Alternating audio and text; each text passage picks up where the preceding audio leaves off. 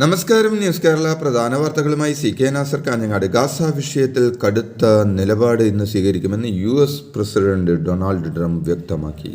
പലസ്തീൻകാരെ സമീപ രാഷ്ട്രങ്ങളിലേക്ക് മാറ്റി ഗാസ സ്വന്തമാക്കുമെന്ന ഭീഷണി ആവർത്തിച്ച് ദിവസങ്ങൾക്കുള്ളിലാണ് ട്രംപിന്റെ പ്രഖ്യാപനം. ഗാസയിലെ 20 ലക്ഷത്തിലേറെ വരുന്ന പലസ്തീൻകാർ ഒഴിഞ്ഞുപോകണമെന്നാണ് ട്രംപിന്റെ നിലപാട്. ഗാസ US ഏറ്റെടുത്ത് അവിടെ ഉല്ലാസ കേന്ദ്രം നിർമ്മിക്കുമെന്ന് അധികാരമേറ്റതിന് പിന്നാലെ ട്രംപ് പ്രഖ്യാപിച്ചത് രാജ്യാന്തര പ്രതിഷേധത്തിന് ഇടയാക്കിയിരുന്നു.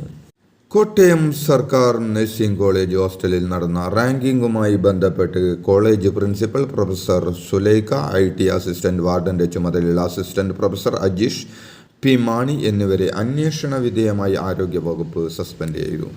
കോളേജ് ഹോസ്റ്റലിലെ റാങ്കിംഗ് തടയുന്നതിലും ഇടപെടുന്നതിലും വീഴ്ച പറ്റിയെന്ന് കണ്ടെത്തിയതിനെ തുടർന്നാണ് നടപടി. ഹോസ്റ്റലിലെ ഹൗസ് കീപ്പർ കം സെക്യൂരിറ്റിയെ അടിയന്തരമായി നീക്കം ചെയ്യാനും നിർദ്ദേശം നൽകിയ ഉത്തരവായി.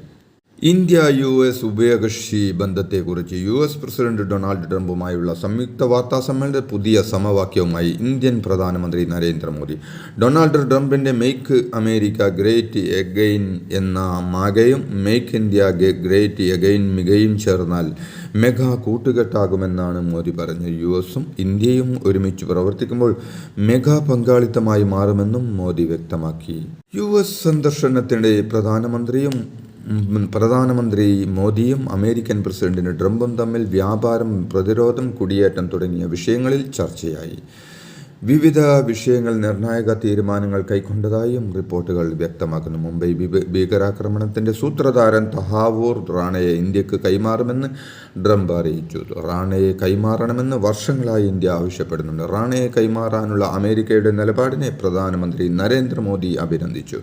$500 മില്യൺ ഉഭയകക്ഷി വ്യാപാരത്തിന് ഇരു രാജ്യങ്ങളും തമ്മിൽ തീരുമാനമായിട്ടുണ്ട്. കൂടാതെ USൽ നിന്ന് ഇന്ത്യയിലേക്ക് കൂടുതൽ ഓയിലും ഗ്യാസും ഇറക്കുമതി ചെയ്യാനുള്ള കരാറും യാഥാർത്ഥ്യമാകും. ലോകത്തിലെ തന്നെ ഏറ്റവും നൂതനമായ യുദ്ധവിമാനങ്ങളിലൊന്നായ F-35 യുദ്ധവിമാനങ്ങൾ ഇന്ത്യക്ക് നൽകാനും തീരുമാനമായിട്ടുണ്ട്.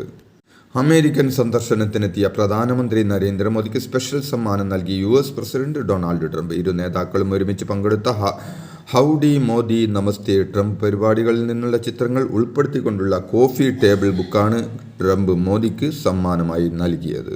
വയനാട് പുനരധിവാസത്തിന് 529 കോടി 50 ലക്ഷം രൂപയുടെ മൂലധന നിക്ഷേപ വായ്പ അനുവദിച്ച് കേന്ദ്ര സർക്കാർ. ടൗൺഷിപ്പ് അടക്കം 16 പദ്ധതികൾക്കാണ് വായ്പ അനുവദിച്ചത്. പലിശയില്ലാത്ത വായ്പ 50 വർഷം കൊണ്ട് തിരിച്ചടച്ചാൽ മതി. ഇക്കാര്യം അറിയിച്ച് ധനവകുപ്പ് അഡീഷണൽ ചീഫ് സെക്രട്ടറിക്കാണ് കേന്ദ്ര